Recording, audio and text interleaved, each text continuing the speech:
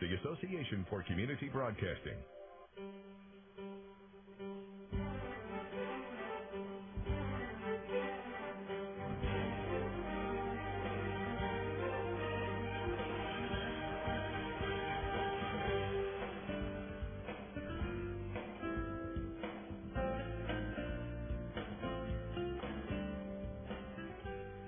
Welcome to the Connection Red, White, and Blue. I'm Gary Paul, and this is my loony liberal friend David Jones. Thank you very much, Gary. Tonight, our guest is Barbara Radnofsky, running against U.S. Senator Kay Bailey Hutchison. We'll be talking with Barbara about the war in Iraq, how we get out, what are the spending priorities she would have if she were a senator, and maybe she will get to tell us whether she would filibuster George Bush's Supreme Court appointments, assuming he's president for the next 2 years, Gary. Yeah, well, that's you can rely on. Are you? I know you're ready for that, Barbara. But absolutely. First, tell this audience of ours, how did Barbara Radnofsky get to where she is today? What brought you to this position of actually launching a candidacy for the United States Senate? Well, I've been practicing law in Houston for 27 years. I'm a wife. I'm a mother of 3 kids. Now they're old enough, really, that I can pursue what I've been thinking about for 40 years, but I talked with my father about when I was a little girl. And I'm a teacher. I'm really passionate about teaching students. I teach peer mediation, both in public and private schools, and I teach in a wonderful program called Upward Bound. So about 3 years ago, I decided a wife, a mother, and a teacher ought to take a look at this off-presidential year race and made the prediction that it would be the race, the time for the Democrats to emerge as the moderate power. There you go, Gary.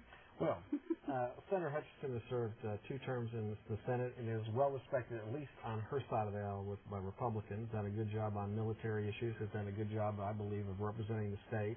Is a leader on immigration reform. Helped them broker the problems with Love Field. I think a pretty good record. So why should we replace her? Your premise is wrong. She's been more than 2 terms first, and you will recall that she said when she ran both in 94, before and afterwards, that, and I agree with this, that it's time for new blood. And after 2 terms, she vowed she'd step down. She's also not worthy of the respect that you say she has. Let me be very blunt. She may be a very nice person, but I must tell you that she doesn't have the respect of either the leadership or the rank and file. The reason: she's not active in policy matters. On Iran, she's weak. And her Iranian statements... Weak on Iran. She did not vote for the resolutions way back when that would have helped curb what Iran is doing right now. Yeah. She failed to see the dangers in Iran. And let me give you a quote from her. Let me give you a quote. Give me a quote, then I'll give you my... She traveled East Texas in August. Right. She was asked about Iraq, she was asked about Sudan, and she was asked about Iran. On Iran, she said, and this is extraordinary, she said we should leave that to Western Europe. On Somalia and Sudan, she ought to be making strong statements. Do you know what she said about Sudan? She said we ought to leave that to the African nations. Dreadful. And on Iraq, and I hope we do get to talk about Iraq, what she had to say about that was, we will not even think about leaving until we've stabilized the country. This, a country that we've destabilized by our president. Well, actually, that's not true. We haven't destabilized. Iraq was a mess before we got in there, and it's a more difficult challenge than we thought it would be when we won the war portion, but not the post-war portion. So I think we can talk specifically about how Iraq has been Senator Hutchison is right that we need to finish the job we started, because otherwise things are going to be a lot worse. In terms of the other things you criticize her on, I think she is consistent in not necessarily wanting the United States to be the policeman for the world. So you want the United States to intervene in Sudan. You want the United States, I guess, to intervene with Iran. Maybe with troops, maybe not. But we don't have the troops to do that now, so I guess that means you support expanding the military significantly. You misspeak. The United Nations and the United States have a role to play. The United States' role needs to be far more understanding of our place in history. And that means we need to be leaders and retake our place in history. And do you know how we do it? We do it by not turning our back on genocide in Sudan, as she has for more than 2 years. She was called upon by the Houston Chronicle and other newspapers. Take a lead in Sudan where genocide is going on. She was given the opportunity with regard to Iran to sign resolutions that would have been very firm in our desire that Iran not go nuclear. And do you know what she did? She signed the Iraqi war resolution without thinking, and now, given the problems we have, given General Casey's statements himself, all she wants to do is talk about Iraq. This from someone who cut and ran in Afghanistan. I bet you could tell Gary, however, Barbara, at least one bit that Kay Bailey Hutchison has authored that, you as a Texan are proud of. Surely there's something. She has a number of resolutions she'd signed that I also would have signed. She has done a great job signing resolutions in favor of the Girl Scouts. She has come out very strong in favor of Lance Armstrong and his many wins. She has a number of laudatory resolutions. She is clearly not a leader. And her Pence-Hutchison bill, to which you alluded, which was an immigration bill, Yes. did you know she had filed it? Well, did you know that? Did you know it? No, they proposed All right. it. Now I will tell you, But sir, they did pass the she fence.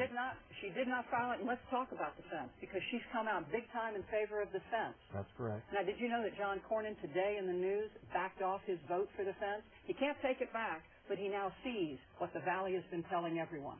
A fence won't work. It will cause us billions and billions of dollars that fall disproportionately on Texas's shoulders. And here's the biggest problem. You're not telling me that Kay Bailey Hutchison supports a fence along our border with Mexico. Absolutely. She voted for the 300 miles of Along, fence. by the way, with a lot of Democrats there. She has absolutely voted. And you know what?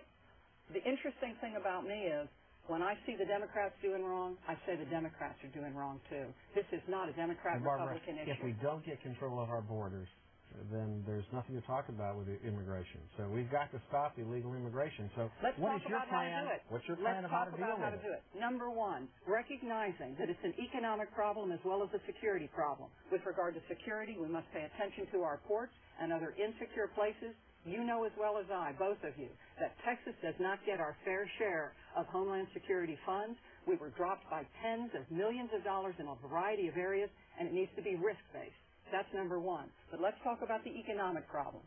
Since NAFTA and so-called free trade, we have not only destroyed manufacturing industries in the United States, we've caused the same effect in northern Mexico. And what we've done to the northern Mexico farming industry, you know they can't sell beans. You know the millions of workers in northern Mexico who've been hurt by the free trade agreements that are also hurting the United States.